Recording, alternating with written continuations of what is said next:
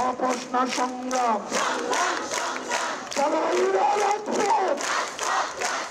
কোটা বিরোধী আন্দোলনে গত কয়েকদিন ধরে উত্তাল বাংলাদেশ। বাংলা ব্লকেডে নাভিশ্বাস দশা, পথে নামা লাখো কোটি মানুষের।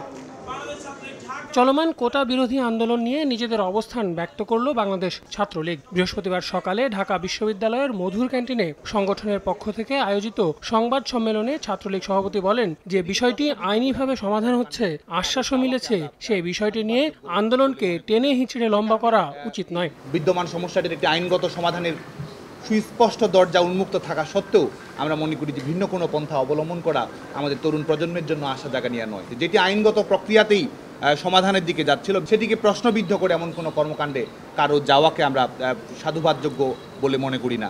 এটি এমন একটি আন্দোলন যে আন্দোলনের কোনো প্রতিপক্ষ নেই, এমন মন্তব্য করে সাদ্দাম হোসেন বলেন, শিক্ষার্থীদের এই আন্দোলন থেকে বিএনপি জামায়াত ফায়দা নেওয়ার চেষ্টা করছে।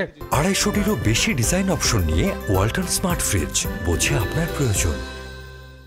রাজনৈতিকভাবে যারা সুবিধা গ্রহণ করতে যায়, যারা সুযোগ সন্ধানী রয়েছে, যারা আমাদের জনগণ থেকে বিচ্ছিন্ন রয়েছে, যারা আন্দোলন এবং নির্বাচনের রাজনীতিতে ব্যর্থ হয়েছে, তারা এটিকে তাদের যে একটি শিক্ষার্থীদের একটি ইস্যুভিত্তিক আন্দোলনকে তারা তাদের দুর্নীতিবাদদের যে পুনর্বাসন করতে হবে সেই আন্দোলনে পর্যবেসিত তারা করতে চায়। এই আন্দোলনে ছাত্রলীগের সমর্থন আছে, তবে জনগণকে কষ্ট দিয়ে নয় বলে জানান সাদ্দাম হোসেন। পাশাপাশি মেধা ও কোটা বিপরীতধর্মী নয় বলেও মনে করে ছাত্রলীগ। আল আমিন তুষার, সময় সংবাদ, ঢাকা।